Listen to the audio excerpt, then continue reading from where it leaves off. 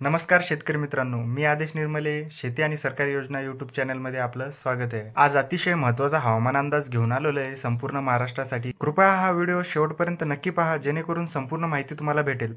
आज मी जे सांगणार आहे ते संपूर्ण महाराष्ट्रातील शेतकऱ्यासाठी खूप उपयुक्त माहिती ठरणार आहे.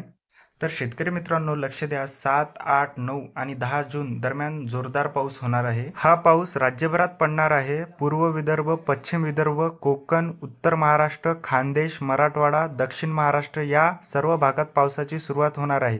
त्यानंतर 13 जून पासून ते 17 ते 18 जून पर्यंत मुसळधार पावसाचा जोर असणार आहे. शेतकरी बांधवांनो, आता आपण सविस्तर बघणार आहोत कोणत्या तारखेला किती आणि कुठे पाऊस होणार आहे याचा अंदाज. 6 जून राज्यात अनेक भागात पावसाचा प्रमाण वाढेल. कोकण, विदर्भ, खानदेश अशा भागामध्ये पावसाचा जोर दिसून येईल. 7 जून पाऊस अजून मोठ्या भागात पोहोचेल, म्हणजे ज्या भागात अजून पाऊस पोहोचला नाही तिथंही आता पावसाची सुरुवात होईल. 8 जून हा दिवस अत्यंत महत्त्वाचा आहे, कारण यापासून पावसाचा जोर वाढत जाणार आहे. काही भागात मुसळधार पावसाची शक्यता आहे. 9 जून राज्याच्या बऱ्याचशा जिल्ह्यामध्ये पाऊस पडू लागेल. शेतकऱ्यांना यानंतर पेरणीची तयारी करावी. 10, 11, 12 जून या 3 दिवसात पावसाचा फायनल विस्तार होईल. प्रत्येक भागात वेगवेगळ्या वेळेला पाऊस होईल. 13 ते 18 जून या कालावधीत मुसळधार पावसाचा जोर असणार आहे. काही भागात पावसामुळे पूर स्थितीची शक्यता असू शकते. त्यामुळे शेतकरी बंधूंनी आता शेती संबंधीची सर्व तयारी करून ठेवावी. माझं स्वतःचं शेत मी अगोदरच तयार केलं आहे.